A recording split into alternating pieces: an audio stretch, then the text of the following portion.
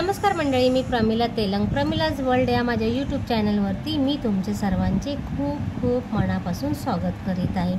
पाहू शकता तुम्ही इथे करंदी बघा, मी इथे साफ केलेली आहे। आपल्याला करंदी ही सोप्या व योग्य पद्धतीमध्ये कशी साफ करायची ते आपण आता पाहूयात। चला तर मग आता आपण पाहूयात कशी साफ करायची ती।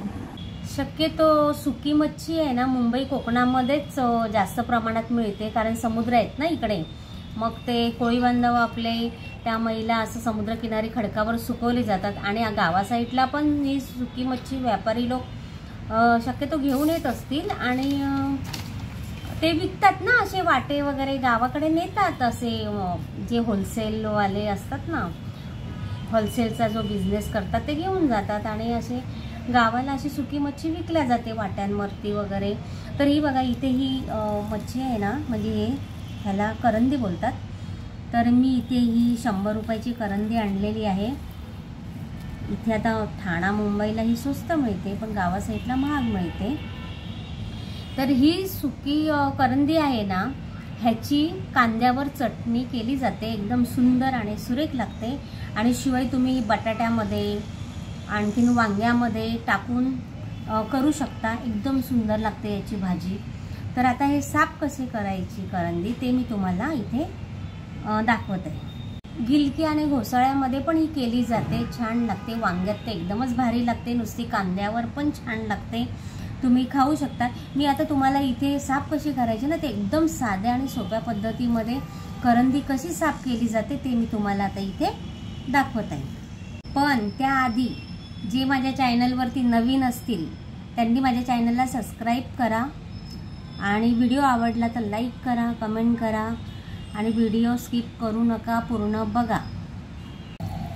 व्हिडिओला लाईक करा। पहिले इथे हे डोकं असतं, हे इथे काटे असतात, जरा हात सांभाळून, नाहीतर हे आपल्या हातामध्ये घुसू शकतात, कडक असतात ना ते। तर पहिले असं डोकं काढायचं, मग इथे बघा हे पाय असतात, हे पाय काढायचे आणि हे शेपूट, हे बघा तुम्हाला अशा पद्धतीमध्ये मी आता साफ करून दाखवते। हे बघा साफ केल्यावरती बघा ही अशी दिसते आणि ही बघा साफ करायच्या आधी आणि ही साफ केल्यानंतरचं कसं आहे माहिती आहे का। आपण काय करायचं, आपल्याला वेळ असला ना का आपण ही करंदी साफ करून ठेवायची, म्हणजे कसं ज्या वेळेला आपण करतो ना तर आपल्याला कसं वेळ लागत नाही, झटकीपट लगेच होऊ शकते। आणि शक्यतो आहे ना, भाजायची गरज नाही आहे करंदीला। गरम पाणी करायचं आणि गरम पाण्यामध्ये चांगली स्वच्छ धुवून घ्यायची, पहिले 5 मिनिट भिजत ठेवायची आणि स्वच्छ धुवून घ्यायची। त्याचा तो वास असतो तो पण निघून जातो आणि एकदम मऊ पडते आणि चवीला पण एकदम रुचकर स्वादिष्ट लागते। तुम्ही नक्की करंदी आणा, तुमच्या इथे मिळत असेल तर घ्या आणि मी सांगते त्या पद्धतीमध्ये तुम्ही साफ करून ठेवा। हे बघा पाहू शकता तुम्ही, अशा प्रकारे आपण सर्व करंदी साफ करून घेतलेली आहे। तुम्ही पण अशीच साफ करून ठेवा, म्हणजे झटपट आपल्याला करता येते। हे बघा, व्हिडिओला लाईक करा, शेअर करा, कमेंट करा, व्हिडिओ पूर्ण बघा, स्किप करू नका। धन्यवाद।